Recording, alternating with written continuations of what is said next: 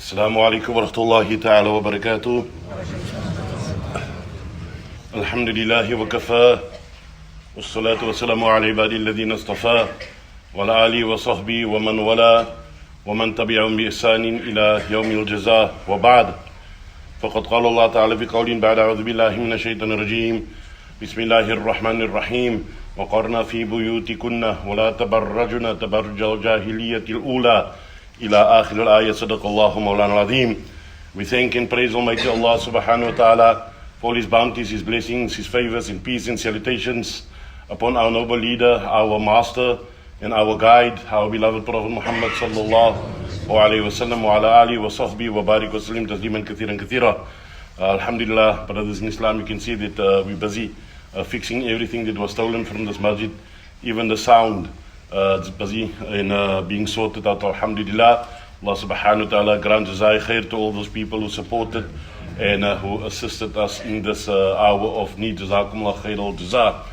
One of the plans and plotting of the globalist elitists or the Yahud is to cause much mischief and fitna and fasad in this universe, in this world that we live in, because they know that Allah subhanahu wa ta'ala sends down His punishment, His adab upon a nation where sin is rife, where disobedience becomes the order of the day, and where people disobey Almighty Allah subhanahu wa ta'ala and discard the teachings of His beloved Prophet alayhi salatu wasalam.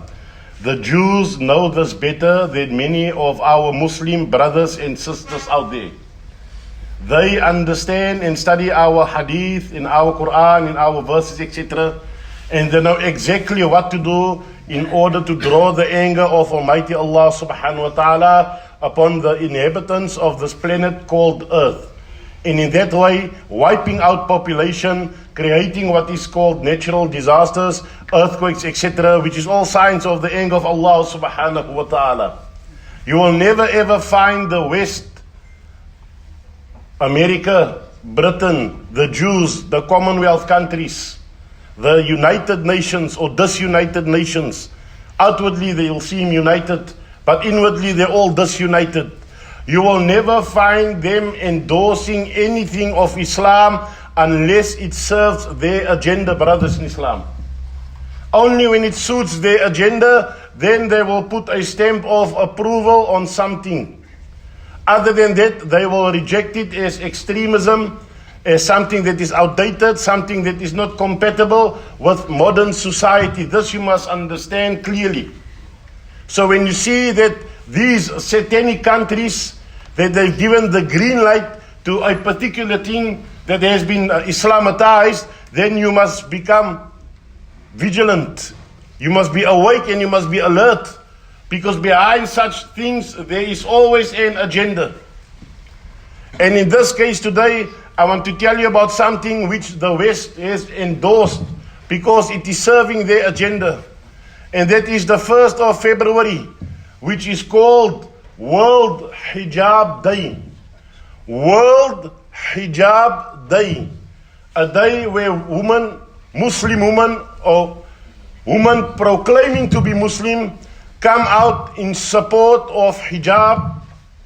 And some of them have the audacity to say that this is a choice.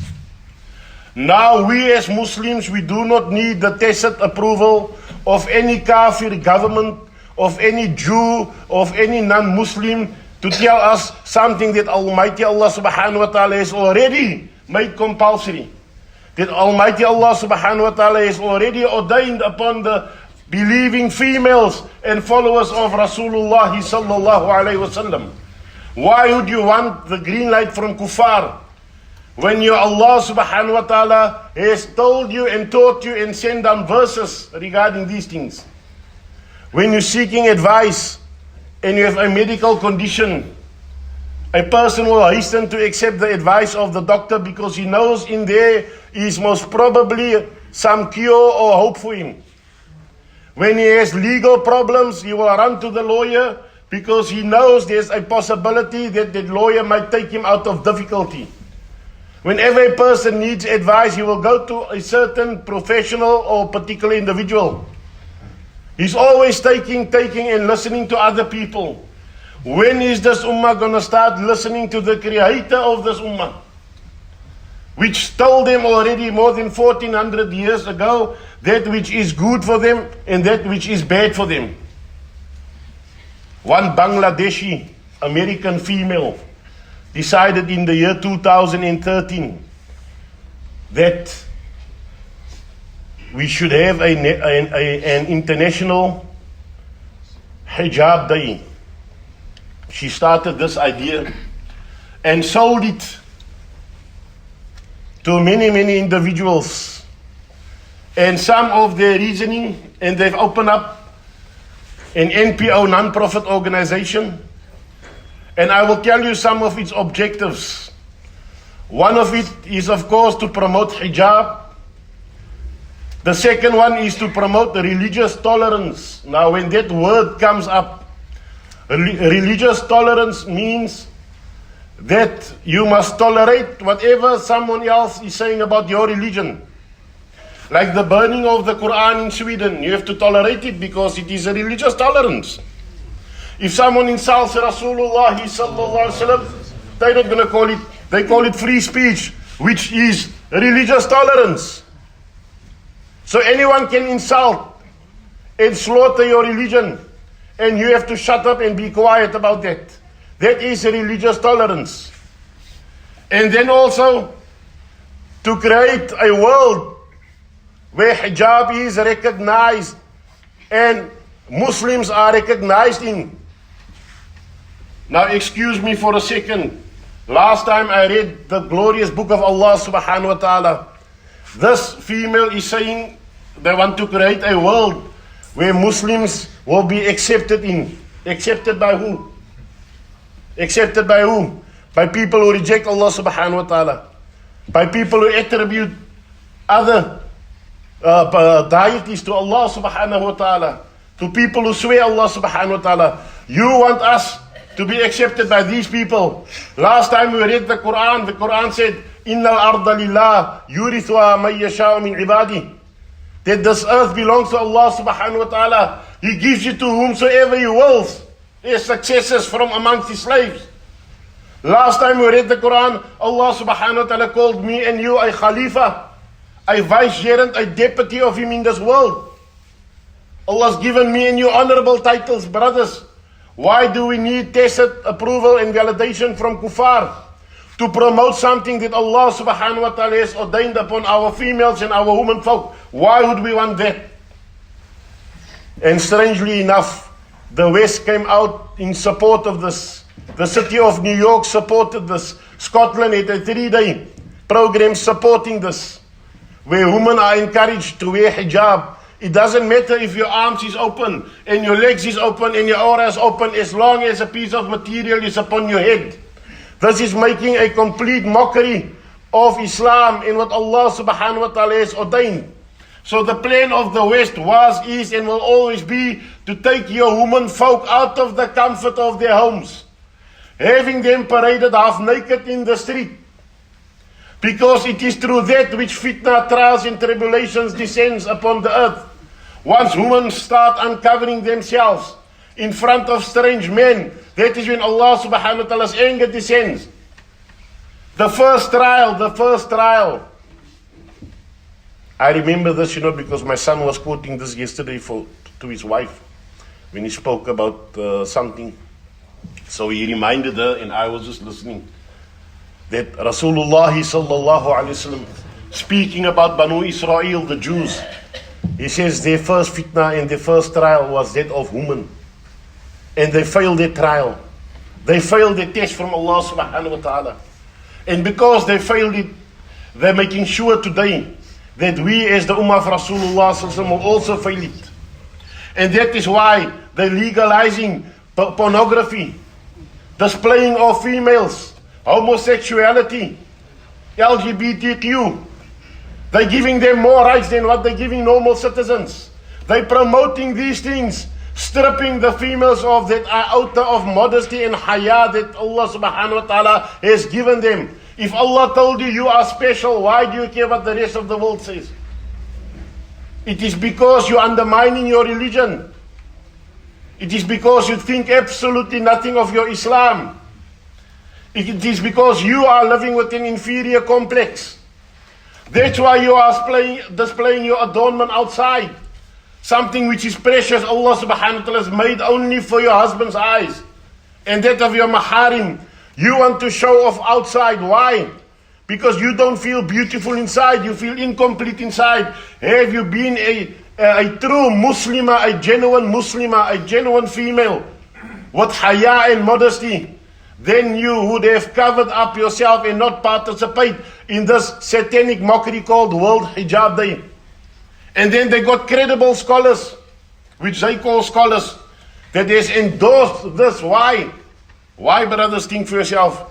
Because people, females, will be coming out in their thousands and millions, emerging from their homes on this particular day, semi-naked, displaying their aura and their beauty, whilst the la'na of Allah subhanahu wa ta'ala, the curse of Allah is upon them, and the curse of Rasulullah sallallahu alayhi wa sallam is upon them.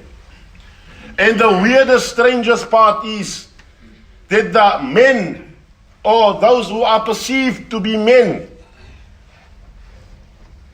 from these homes, they allow their females to do this. They allow their females to emerge, to adorn, and display their beauty outside, brothers. You think this is Islam? Do you think this is Islam? These are not men, and I'm not saying so. My Nabi and your Nabi alayhi salatu wasalam, in one beautiful hadith, in the Musnad of Imam Ahmad bin Hanbal rahimahullah ta'ala, a hadith of Amr bin al-As, the conqueror of Egypt, radiyallahu ta'ala an. And this is part of prophethood, where Rasulullah sallallahu alaihi wasallam has prophesied, and it shows the truth of his prophethood, because only a person whom Allah subhanahu wa ta'ala has given a glimpse of the future can predict something like this. He says, "Sayakunu fi akhir ummati," that there will be people during the end of times, the zaman that me and you are living in, the latter part of my nation, min ummati, they will be from my followers. Ashba'ur rijal, they will resemble men. Outwardly they will look like men. They will talk like men. In front of men they will act like men, all brave and all muscle and all this and all that. Says Rasulullah sallallahu alaihi wasallam. But in reality they are not men. I'm not saying so. Our Nabi alayhi salatu wasalam is saying. But the strange part of this hadith is, he says that these people, yarkabuna rihal al-ibl, that they will come driving with their fleshy cars, their big Mercedes Benzes and BMWs and Bentleys and whatever they're driving. Yanziluna ala abawabil masajid. These men will be the first people in the houses of Allah subhanahu wa ta'ala. When you pull up for Maghrib, he's standing there with his car and his personalized number plate already, waiting, like a boss, hitting cigarette butts out of the window. Lani, standing there waiting. First people to descend upon the masajid. Big beard, big topi, and most probably a big stomach also. Must be a big stomach. All super pious from the outside. Looks like a mutanabbi. You know, someone who pretends to be a nabi. Sajda mark on the forehead. Making dhikr like crazy. Says Rasulullah sallallahu alaihi wasallam. From outside you'll think this is a Allah wala. He's a pious, he's a hazrat, big shaykh. Yanziluna ala abawabi al-masajid. When he enters the masjid, he'll have a place reserved in the front seat. Like the masjid is a property that he owns. thinking he's the CEO of the house of Allah subhanahu wa ta'ala. You find these people in our times today, wallahi. If you stand on the place where he normally stands and reads his salat, and he becomes agitated, he gets angry. Like, why are you standing? This is my place. There's no booking seats in the house of Allah. But these people will come like this, says Rasulullah. But then the Nabi of Allah alayhi salatu wasalam says, وَنِسَاؤُهُمْ عَارِيَاتْ كَاسِيَاتْ كَاسِيَاتٌ عَارِيَاتْ. Their wives, their daughters, their mothers, their sisters, their aunties, their women folk at home will be naked. They will be outwardly, it will be like as if they are dressed, but in reality they will be naked. They will be parading outside. The scarf will be wrapped around their necks. The hair will be out in all its glory. GHD and keratin and whatever other nonsense they put on their hairs. They will look like truly certified zina dolls. Eye candy. Misleading men out there. And how many men didn't fall for that already, brothers? How many men didn't bite off more than they can chew? How many men weren't caught up in fitna and fasad because of these satanic females? Who's been stripped of all modesty and haya, luring men into their clutches, and then ruining your marriage, ending up in divorce. Notwithstanding the men who only get married day by day and week by week just to fulfill their lust. This week he's married to this one and the next week he's married to that one. Getting married to them, dumping them. Making babies like a baby factory and they're not supporting them also. This is what the men do, some of them. You have to be open and honest about these things. Rasulullah sallallahu alayhi wasallam, who brought guidance, said that these people first in the masjid, but their women folk will be naked outside. You will see them. He'll walk with his kurta, two-piece, Pakistani costume outfit, thinking that it's sunnah, you know. It's not sunnah. He's thinking it's sunnah. It's actually a way that they wear in Pakistan, and he thinks that two-piece suit is wearing, that is sunnah. Big beard! And the wife is uncovered. The daughters is uncovered. Tight-fitting clothing, brothers. And he's walking there. Rasulullah sallallahu alaihi wasallam said that curse be upon them. Curse them and the curse be upon them. Curse them when you see them, and the curse of Allah subhanahu wa ta'ala be upon them. These women, they won't get the fragrance of Jannah. And the fragrance of Jannah can be smelled from millions or trillions of kilometers away. Allah subhanahu wa ta'ala will even deprive them on the day of Qiyamah from this. But they don't want to listen to this. Why? Because Allah subhanahu wa ta'ala sealed their hearts. When you speak anything about the Akhirah, when you speak anything about Jahannam, then they tell you, the Imam again speaking about hell and brimstone stories. They've rejected the Akhirah indirectly. And yet Allah says in the first chapter, the first page of the Quran after Surah Fatiha, that those people who bring yaqeen in the Akhirah, وَبِالْآخِرَةِ هُمْ يُوقِنُونَ. They have rejected it. Why the life of this world is pleasant. So any man that you see out there, according to Rasulullah sallallahu alaihi wasallam, that there's no control over the woman in his household, they know that he is not a man. Certified bunny maybe he is, but definitely not a man. And they can be angry at me, I don't care. You have to speak the truth. You have to speak the truth, isn't it? He wants to keep him all macho in front of you. I'm the guy, I'm the man. He's not a man. And if my Nabi alayhi salatu wasalam said he's not a man, then definitely he's not a man. A man is someone who will first make his own household. He will correct things in his own household. He will admonish his daughters and tell them, you will hang by your hair on the day of Qiyamah. He will choose the clothing for his children and say, why are you emerging from a house like this? He will tell his wife, you better cover up or face the possibility that I will be in Jannah and you will be in Hell. You will entertain the people of Jahannam. This is what you should tell them, because this is exactly what will happen. But he fears, because the wives, I've told you many times before, they are the governments. He fears that, brothers, that few minutes of pleasure, He fears that plate of food. He fears that there will be chaos in his house. He fears that they will be not pleased with him, displeased, you know. These are things that he fears. He fears so many things besides Allah subhanahu wa ta'ala. If he had an out of taqwa, fear of Allah subhanahu wa ta'ala, he would have told his female folks at home to cover up. We will be tested. And this is what the West is endorsing by promoting the zina they call International Hijab Day, brothers. Pink hijab, blue hijab, Rastafarian color hijab, you name it.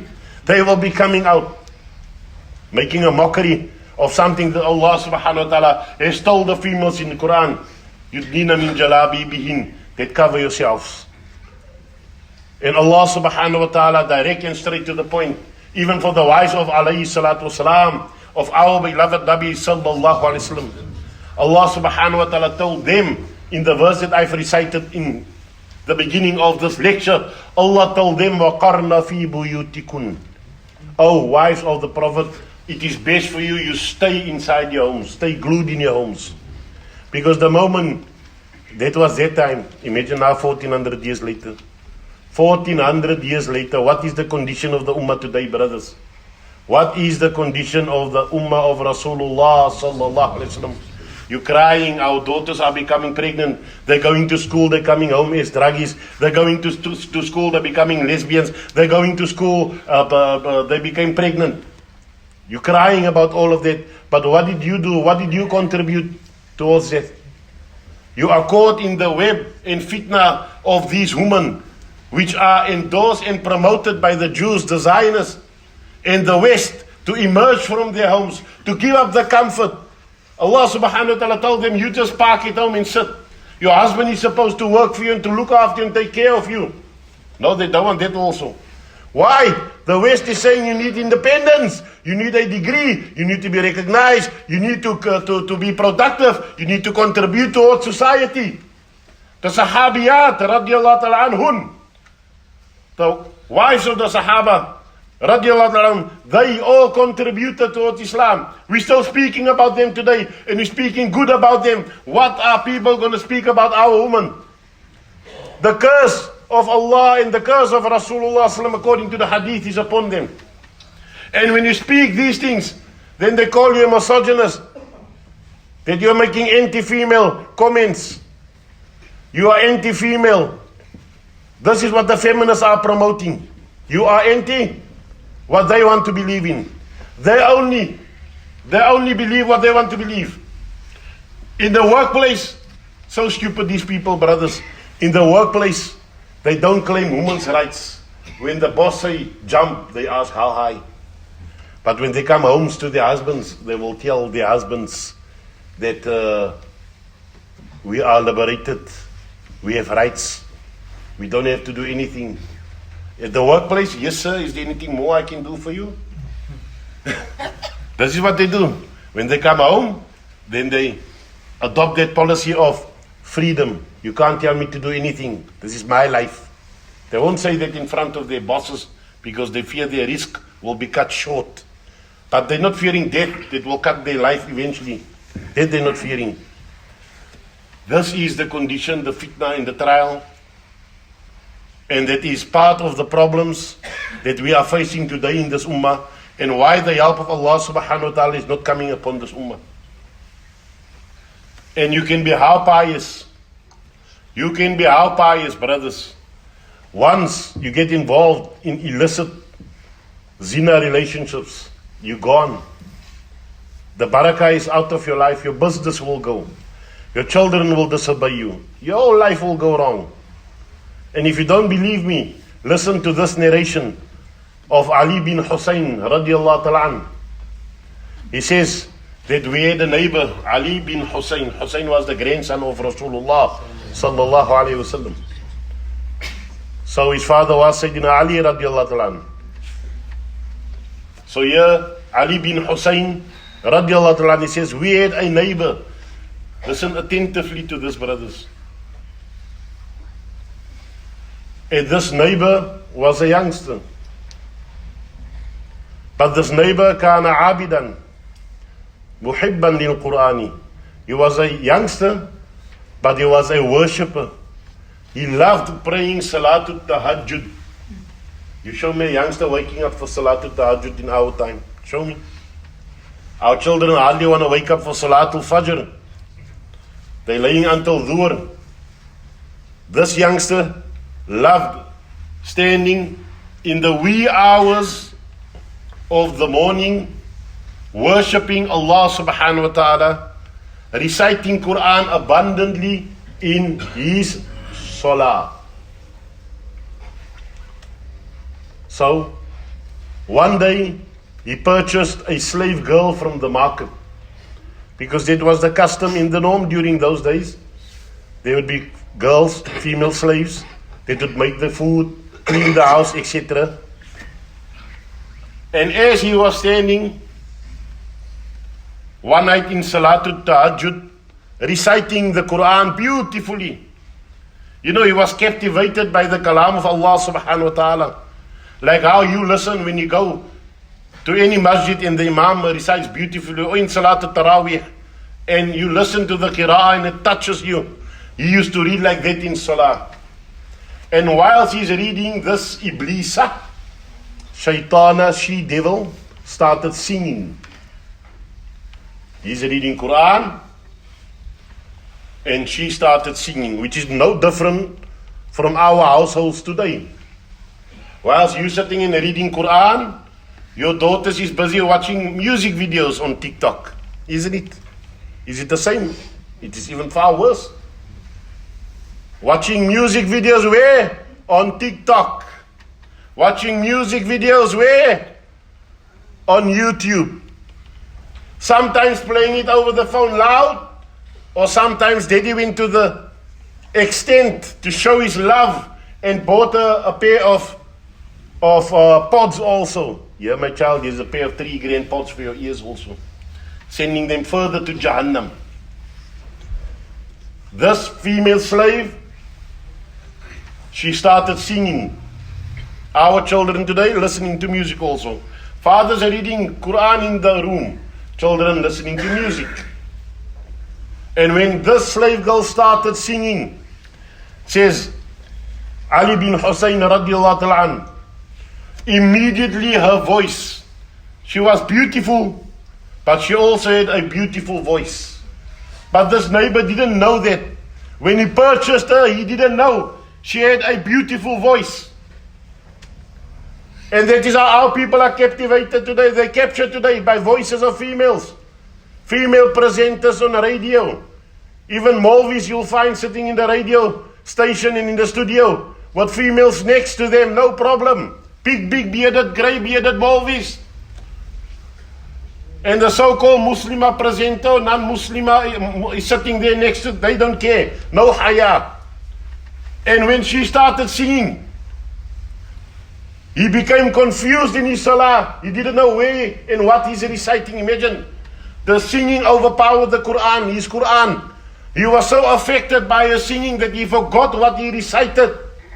He forgot the verses of the Quran that he recited. He even forgot the amount of rak'ahs that he made. That is just the voice. That is not even a face or any part of her aura. She didn't even expose that yet. Just the voice. And not the daily voice, brothers. We're speaking about the voice of a female. And then when she opened her mouth, she continued singing. He completed his salah. And when he completed his salah, he called her very, very angrily. He said, what nonsense is this? I'm busy here reading the book of Allah subhanahu wa ta'ala. You started singing. She tells him, listen here, let me tell you. Why are you worrying? You're still young. Every day you're doing the same boring thing, standing there in salah and reading Quran. Relax, enjoy your life, you're still young. You can worship Allah again one day when you're old. Sounds familiar, isn't it? Sounds familiar. How many times didn't we hear that in our life? Why are you always keeping up with the masjid? Stay home, go party. You can do that again. She told him this. This is how many years ago? More than 1300 years ago. She told him this. Whilst he is taking her to task for singing. And she's telling him this, and before he could reply, she started singing. And he fell in love with the singing. To such an extent, brothers, that he didn't make the hajjut anymore, he didn't make dhikr anymore, he didn't make ibadah anymore, he didn't read the book of Allah subhanahu wa ta'ala anymore. This is during the Khairul Qurun. Khairul Qurun meaning the best years that Rasulullah sallallahu alaihi wasallam is attested to. This is not in our time. And he forgot all of those things. And then the neighbors started worrying. This is when you have wonderful neighbors, people that care about you and your spiritual well-being, your Islamic well-being. When they don't see you in the masjid, they worry, where are you? So they started writing to him. They wrote a letter to him. Bismillahir Rahmanir Rahim. Oh brother, we just want to remind you about the obedience of Allah subhanahu wa ta'ala. That you have to fear Almighty Allah subhanahu wa ta'ala. And also remember Hadimul Laddat. Remember that thing which will end all pleasures in this life. That thing which will end everything in this life, which is death. Those who are suffering now because of the electricity crisis, who can't use their oxygen machines, ask them how difficult it is to breathe. In the grave there's no oxygen. Those who are sleeping without electricity because it's dark, do you know that the grave is darker than that? There's absolutely no light. Here you are at least told when it will go on and off. There's nothing. Your Quran is your light for the grave. And he forgot all of that. And they reminded him about this. They said, you've chosen leisure and pleasure and singing over the kalam of Rabbul Alameen, of Allah subhanahu wa ta'ala. How is it possible for a worshipper to substitute good for bad? He read that letter and he started crying. كأن الله أحيا قلبه, as if Allah subhanahu wa ta'ala put life into his heart again. He felt remorse and he regretted and he blamed himself for being captured by a she-devil. How many men weren't captured by a woman before? They're regretting. Why? Because it was illicit. It wasn't done properly. And he started reading the book of Allah again. He started making salah again. He read more Quran than what he read before. He cried. He made tawbah. He repented, brothers. He was lucky. He got the chance to make tawbah. And one night in sujood, in Salatul Tahajjud, this youngster, he passed away. Allah granted him death in sujood. Allahu Akbar walillahil hamd. Allahu Akbar walillahil hamd. He repented, he realized that what some woman can do to you. Ali bin Hussein radiallahu ta'ala anhu, he says, after a while, I saw him in a dream. Because he was my neighbor. And I asked him, Ma fa'al Allah bik? What did Allah subhanahu wa ta'ala do to you? Because he knew what he did. He says that Allah subhanahu wa ta'ala has honored me. Allah subhanahu wa ta'ala has given me one of the women of Jannah as a wife. She is indescribably beautiful. I am drinking from her hands. She is more than what I could have hoped for from this worldly life. Allah subhanahu wa ta'ala has replaced that she-devil that I eventually set free with this beautiful wife in Jannah, because I've given up sin and wrong. And I persevered and I made sabr. And because of that sabr and that tawbah, Allah subhanahu wa ta'ala gave me this wife as a gift, as a present in Jannah. See, brothers, we don't have that guarantee. All we have is the authority as men to put things right in our household. Worry about your daughters and your wives and your sisters and your aunts. You have to save them from Jahannam, because they want to drag you to Jahannam. That is the reality. That is your jihad. That is the need of the hour. That is if you want to rectify society and communities. That is if you want to cripple the Yahud. That is if you want to take on the globalist and the elitist. That is if you want to restore Izzah to this ummah. That is if you want to become a praiseworthy ummah. Like how it was back during the glory days. It was glory days because they were covered. Today ours is uncovered. And this might be, or might sound harsh, but this is a reality and a wake-up call for me first. I also have females and daughters. Before it serves as a reminder for you. Tell your females at home that you are all beautiful. Allah has created you beautiful. Preserve and protect your beauty. And then Allah will increase that beauty for you in Jannah. Throw that beauty away in this life. And you will be the ugliest female sitting in the middle of the fire of Jahannam. That's the two choices that exist in this life. May Allah protect our females out there. Tell them not to display themselves, not in social media, not on their profile pics, and then having the audacity to put on profile pics without a scarf also. Where's your haya? Where's your modesty? May Allah forgive our shortcomings, brothers. May Allah forgive the shortcomings of this ummah. And may Allah subhanahu wa ta'ala cover all our females out there, you know. That inshallah Allah subhanahu wa ta'ala make it easy. Jazakumullah khair. Wa ma tawfiq illa billahi walhamdulillah rabbil